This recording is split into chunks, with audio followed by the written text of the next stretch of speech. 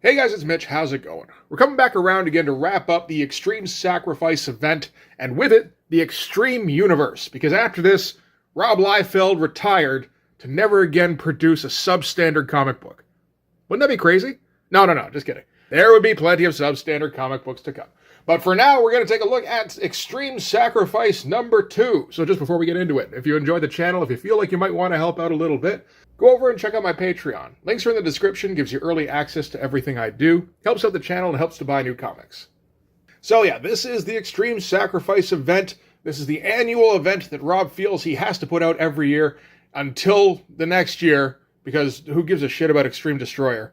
So let's see if he can actually put together some kind of satisfying climax. What are the odds? What's the over-under on satisfaction level? I don't know what that means. Let's look into this. So, okay, we're going to start with the Rob Liefeld cover, as we did with the last one. And we can see here, Rob is still going with more of his line-heavy style. This is still fairly detailed, I think because Rob is feeling pressure from Stephen Platt. Platt is becoming the new hotness. And Rob has been taking it easier and easier as time progresses and as computer coloring becomes more advanced. And I imagine as Stephen Platt became a more popular artist, I wouldn't be surprised if Prophet outsold Youngblood. I gotta assume that's the reason for Liefeld picking up the slack with the lines. Because if he could keep outselling all of his underlings while offering a mediocre effort, Rob would absolutely do that. I think it's just the prospect of being outsold by one of his employees on a comic that he created that maybe gets under Rob's skin a little bit. So he's going to just pile on the characters on this one. I mean, at least we've got a diverse array of guys to look at, I guess. It's kind of a fucking mess. There's no sense of proportion in here whatsoever. Like, basically, it looks like these guys could potentially be on the same plane, like, of reality. And then I think you could fit Glory in there if she's, I don't know, standing on Badrock's knee, potentially. I mean, Badrock sometimes does get quite large. And maybe Shaft is perching himself on Badrock's arm. All these guys, though, nope, afraid not. This is just a matter of put them in there. Doesn't matter if it makes any kind of sense. So, I mean, at least he put some time in on this thing. Yeah, again, didn't really think about it, but it does look better than his later covers when it's just a guy standing with heads. We've talked about this. Another thing that makes this a mess is just Liefeld's refusal to do any real kind of shading. So there's nothing separating the characters from each other except that, sometimes Danny Miki will thicken up the outlines. That's about it. And I guess Rob also wanted to match Stephen Platt in crowding out the title of the comic. You got to think usually he's very aware of that kind of thing. I don't think he's done this before, where he crowds out the title. But Steven's doing it. It's like, oh shit, that's what the kids are into. I'm not hip anymore. And I mean, he is getting up there, I guess. He's like 28 at this time. I would have assumed a little bit younger, actually. Okay, so a whole bunch of credits on this. Story by Rob Liefeld. Script by Eric Stevenson. We're going to be able to tell. Layouts by Stephen Platt and Merritt Michaels, because those two are indistinguishable.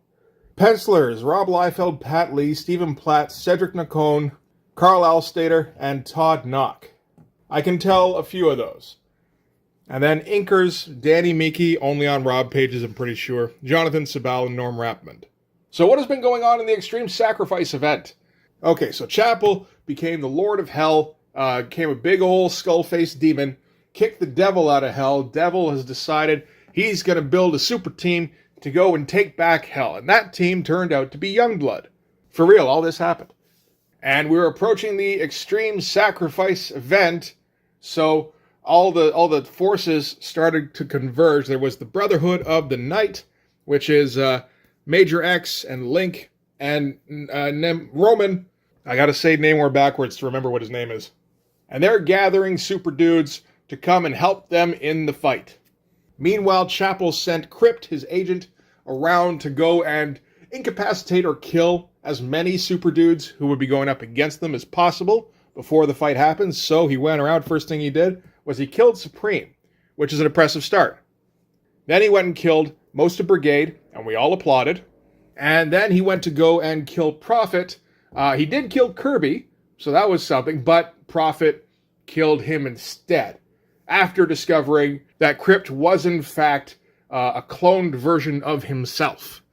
So fulfilling the prophecy that was kind of set up in Prophet number 1 when they didn't know what they were really writing about.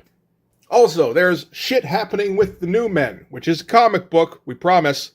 Rain got Dash pregnant. These are characters. Seemingly against Dash's will, from what I've gathered. And then Dash had a baby in like a couple of weeks, and then that baby grew up to be a super person within a day or two. And that super person is the newborn. Because Rob's burned his way through the dictionary now, so he's naming characters based on how old they are. And the newborn has been prophesied to destroy Chapel. But before he could do that, Crypt was sent against him, and he seemingly killed the newborn. Apparently what happened was he got control of the gem that was first on Rain, and then like on his forehead, like an Adam Warlock looking thing. And then the newborn took it, and that was controlling his powers, and then Crypt took it from the newborn, and the newborn kind of got sucked into the gem. So I guess that seemed to be it for defeating Chapel, really. All that's left now, seemingly, is for all of the super people to try and punch gigantic Demon Chapel. So maybe that'll be cool. Kind of doubtful, but I guess we'll see. I will say, those are way more events than I expected to read about.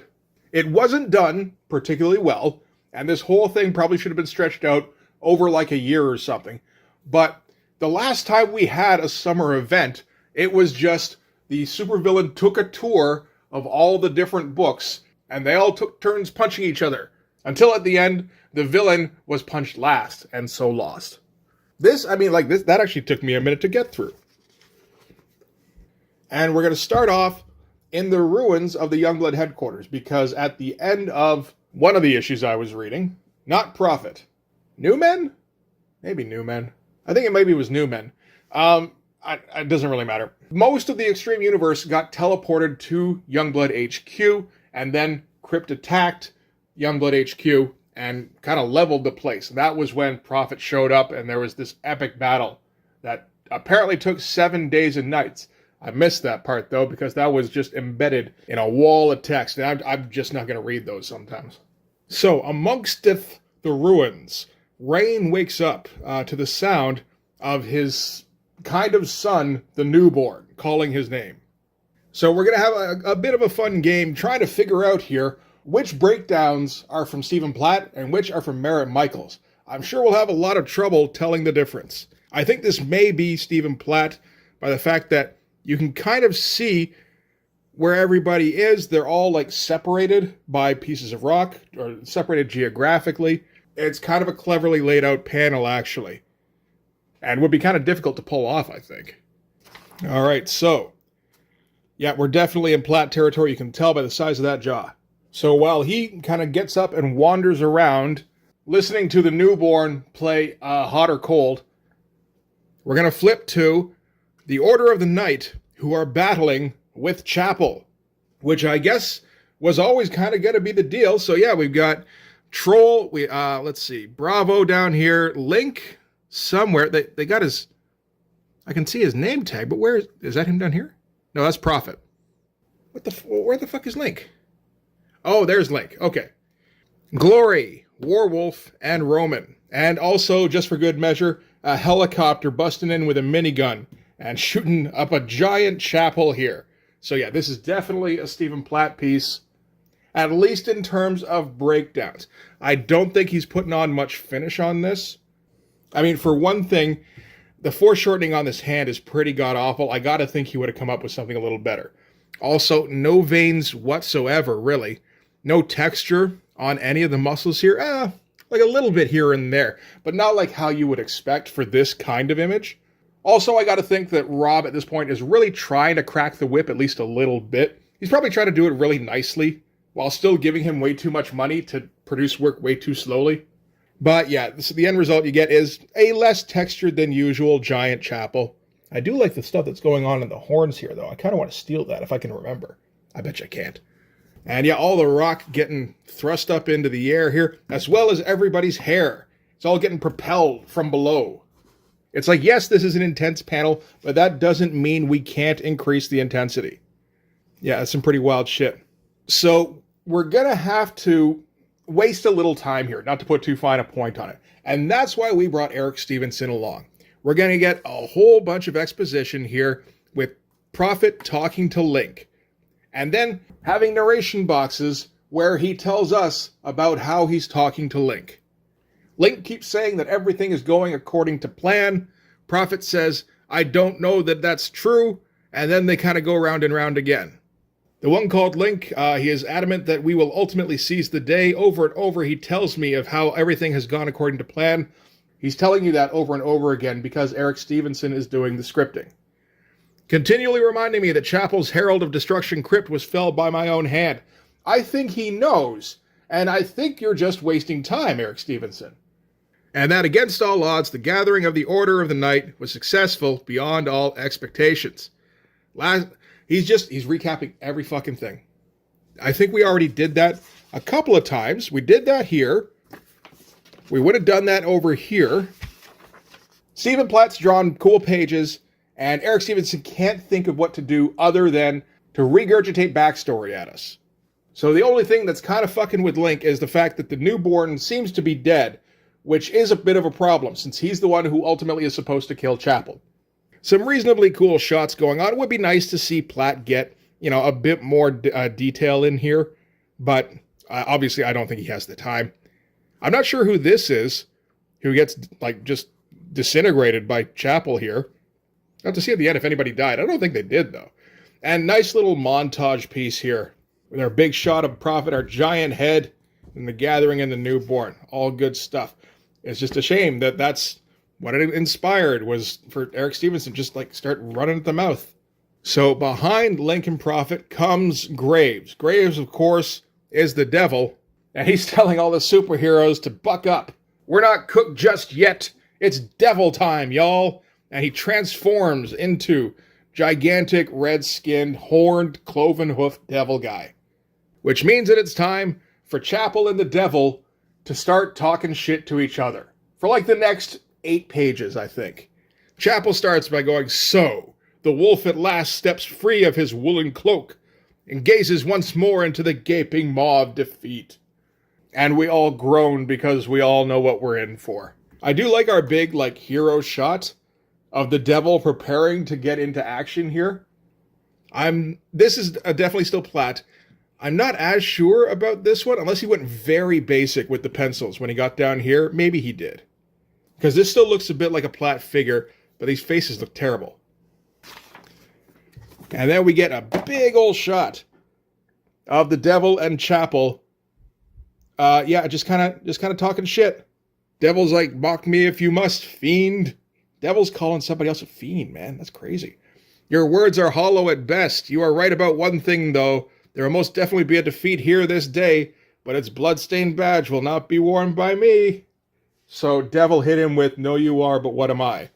And this has got to be the last of the Platts. You can kind of tell by the Prophet down here with his crazy hair and his just insanely wide stance. I do find it a bit of a shame he didn't try to go for more of a worm's eye view perspective where we're seeing it from Prophet's POV. This is still pretty good though. And we are filling up a whole bunch of texture all over, the devil and Chapel here. I love the inking going on these legs. I'm not even sure how you accomplish that. Unless you're just hatching regularly down the leg and then kind of coming in a line downwards as well. It looks as though it's done with the horizontal line, at the same time. It looks fantastic, and I'd love to kind of use this, actually.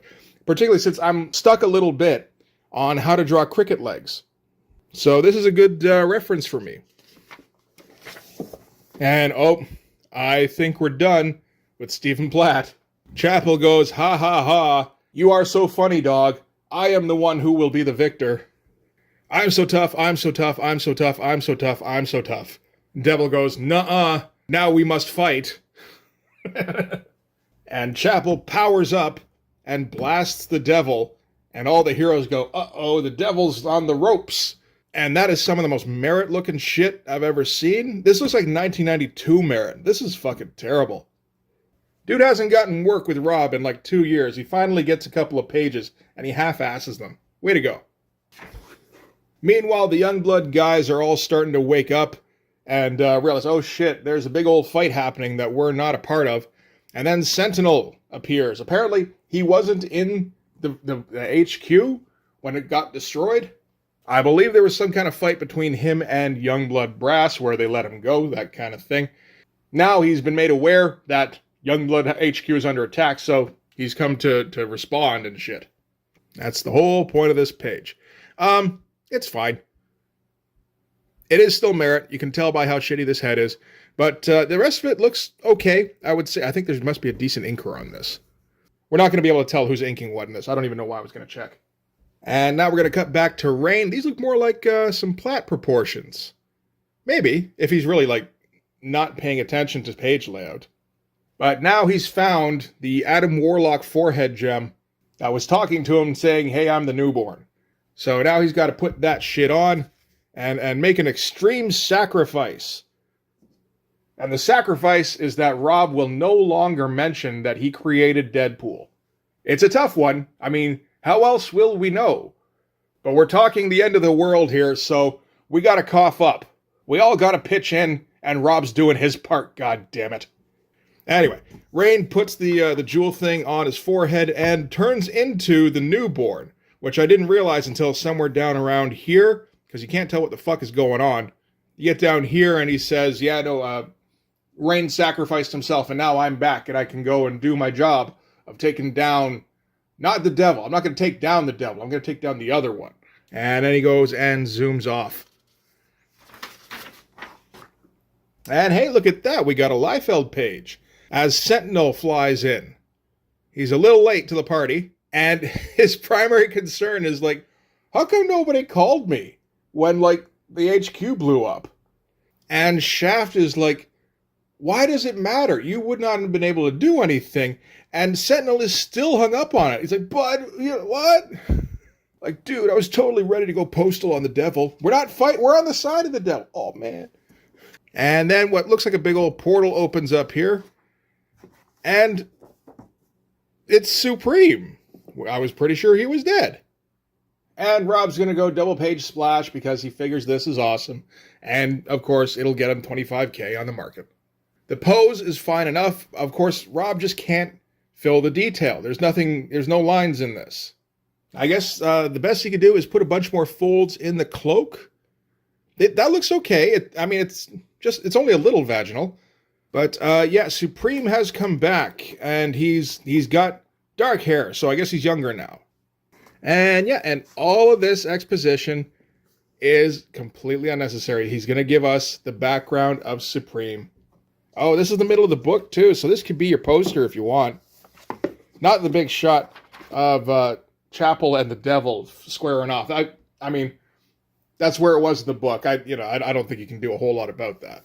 It's just a bit of a shame that this is what you got stuck with. I guess if you're going to have a double page spread in the middle of the book, that's good enough in itself. It's not like a terrible double page spread. We've seen worse. Anyway, let's just say that. And Supreme flies in and punches Chapel. And Chapel's a little pissed that he's alive, and the colorist forgot for a second that Supreme's supposed to have dark hair now. I don't know who drew this. It's sure as shit not Rob, though. Maybe Merritt? I can't even tell. I think so, based on how weird this hand is. That's all I can really get out of this. Back to a Rob page. Supreme goes flying at Chapel. Yeah, he's losing steam, Liefeld is. The first pages with Sentinel didn't look too bad, actually. Oh, is this thing coming loose? Oh, it is, too. Fuck. I'm well on my way to my poster here. Like, there's no backgrounds, but the figures, I mean, there's a bit of work put into them here. Like, there's a bit of a Dutch angle. Wait, is there? Maybe a little bit. But I like the angle he's coming in at. That's really all I got on that one, actually. This one, yeah, I don't know. I thought Liefeld kind of remembered something about making interesting-looking action panels, but apparently not. And then we're going to mop things up here, a big pivotal moment with Todd Knock and his ultra-cartoony style. But, yeah, Chapel's feeling a little weak. The devil comes back around again, and he's like, okay, now it's my turn. Devil time. Starting now. And that's when the newborn shows up in his fancy leather coat with the flipped up collar and his yoga pants. That's a costume design, is what that is. And Chapel is not happy about this particular turn of events. This panel here looks pretty good, actually. I don't know how much of this is down to anchors. Could be a fair amount of it. But I do like the close-up here. That looks all right. So, the newborn shows up. And he's like, I'm here to kill you, Chapel. And Chapel's like, wait, you're not going to be on the side of the devil? That's so bad. Why would you do that? And newborn's like, yeah, I know. It's the devil. Devil's bad. But this is worse. I got to end this. Maybe I'll kill the devil after. He doesn't say that. He should say that, though. And Chapel tries to pull out a Vader speech and go on, like, join me and we can rule the universe in tandem. And the newborn goes, no! And then activates Wonder Twin powers with the devil, who, like, supercharges him or something, and he blasts Chapel. And Chapel goes, no! And all of a sudden, I would say we're back to some Stephen Platt breakdowns. Not full pencils, not by any means, but definitely much more interesting layouts than we've had for a little while. And it's just like Chapel blasts back the devil. The newborn blasts back Chapel and goes, hey, devil, you should shoot me with hellfire while I'm shooting Chapel. Not at all sexual. And then that'll make me shooting him supercharged again. I think we just did this. But he blasts Chapel, and that, I think, works. Shakatum. Shakatum means it works. Yeah, but far better layouts. Like, see how everything kind of just shoots out from this one side? And all sorts of detail in here. Yeah. You can see the Stephen Platt fire if you look closely. Like, there's not the Stephen Platt amount of detail, but you can still tell his pages. It's good shit. Oh, Violator vs. Badrock is coming out. Written by Alan Moore. Drawn by fucking somebody. Are they waltzing here? It kind of looks like it, right? Like, are they buddies now? They could be. I mean, Alan Moore's writing it. Maybe he got bored of just, like, a punch-up. Rob's like, I'm going to give you $30,000 a week to give me scripts. And Alan Moore is just like, I'm going to write a romance between Badrock and Violator. So, yeah, now we're past the big jizz shot. And the devil won. So he's got hell back. I don't think he has any demons or souls. So he's going to have to work back up from the bottom. But, I mean, the devil's an industrious entity that way. It's not really a concern for him. He did it before. He could totally do it again. And judging by the texture here, I would guess this is still Stephen Platt. I'm not even for sure. These heads look like shit. So I don't know. If it is, he's not giving a shit on these.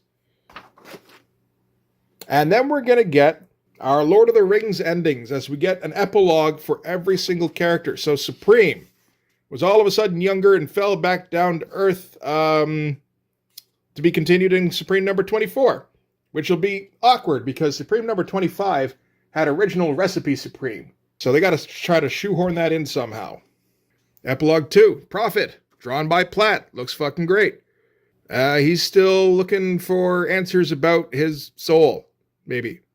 To be continued in Prophet number 1. Bloodstrike. Cabot says to Seahawk, yo, wait, I had a brother? That's fucking crazy, man. Anyway, thanks for telling me about all that stuff. And then they shake hands, and then Seahawk flies away. To be continued in Bloodstrike number 19, and not much longer. In Brigade, Epilogue number 4. Seahawk gets home. And I guess some guys are ready to be the new Brigade. We got Glory and Troll and Roman, who are like, all immortal type people, I believe.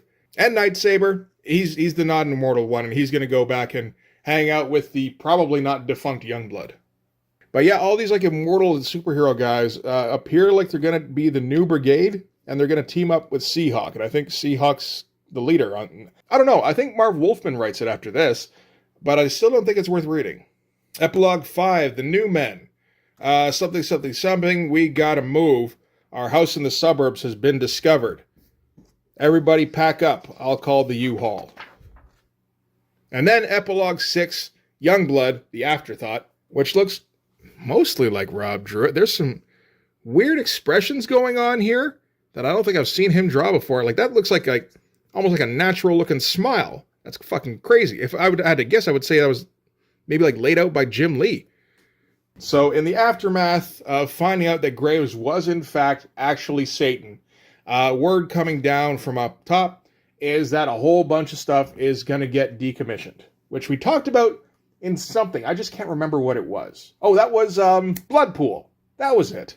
That was one of the Agent Graves projects. So yeah, afterwards, Shaft and Major Cable are going to have their chat because those two are father and son. Found that out in some issue of something. And it's just like, oh, I miss you. I miss you too, but I'm proud of you. Thanks, man. I'm proud of you too. But I miss you lots. Yeah, I miss you too, son. And miss you. And then that's it. Doesn't say to be continued anytime soon, though. All the other ones did. All right, and then there's some Todd toys. Not McFarlane toys. These are Todd toys. True Lies is coming out. That's cool. All right, so that is it for Extreme Sacrifice. Yeah, ended pretty predictably. Just kind of a big punch-up, and then the newborn, I almost called him like the new baby, showed up with his prophesied powers and saved the day, and then they all went back away to their own comics. At least it looked a little bit more interesting than you might have expected with Stephen Platt laying out as many pages as he did. And we got a little bit of merit to laugh at, too. So it's a good time all around. So I'm sure we'll do some Rob Liefeld again at some point. I think, though, that I can take a break now for, like, maybe a few months. I it gets old after a while, just constantly ripping on the dude. I think the problem is that I'm too nice. I keep giving him a chance to redeem himself, and then he just doesn't take it. That must be what it is. And as for Stephen Platt, we will be checking out Prophet Volume 2 at some point shortly. But for this one anyway, that's going to do it. So thanks very much for watching, guys. If you like this video, please hit like, hit subscribe, hit the notifications so you know when the next one's coming out. Go over and subscribe on my Patreon. Gives you early access to everything I do, from the Blood Force stuff to the YouTube videos before they get uploaded to YouTube, as well as some Patreon exclusive content. You can also follow me on Instagram and DM me there for commissions. And you can, I forgot the rest. You can join the Blood Force Discord server. You can do that. I can't remember to say it, but you can do it. Anyway, like I said, that'll do it. Thanks again for watching, guys. I'll see you in the next one. Bye-bye.